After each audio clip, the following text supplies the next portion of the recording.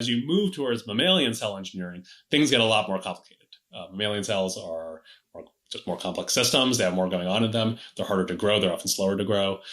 They don't often have the same properties that we're used to in microbial systems. But at the same time, understanding them is incredibly impactful because as fellow mammals, they're very useful for solving problems in humans and related species. And so we're now investing a significant amount of resources in being able to apply a lot of what we know how to do well in microbial systems in mammalian systems. Mm-hmm. So as an example of this, we are investing really heavily in genetic engineering. So being able to do large scale, let's say CRISPR-based knockouts of these cellular systems in a number of cell types of interest, and being able to use that to understand the effect of large-scale perturbations. And I think one of the things that's really interesting about that particular example is a sort of a paradigm shift that's happening in this industry around how people think about what you can do with some of these tools. Right? In the past, people were very individual target hypothesis driven. They may have said, I want to know what happens if this particular gene in this particular cell type was modified.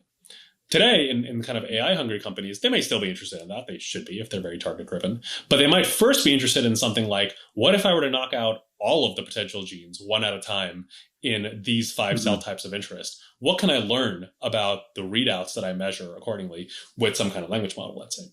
And so we're thinking really hard about how to enable those kinds of companies as well as build those types of models ourselves so that we can really be able to use models to ask these hypothesis-driven questions and use the model to say, oh, it looks like these 3 genes might be implicated in a pathway together. Let's now do a targeted knockout and understand what those do. And so, unfortunately, these mammalian systems are very challenging to scale up in that way. But that's one of the things we're dedicating a lot of resources to be able to do so that we can tackle these really interesting problems in biology. So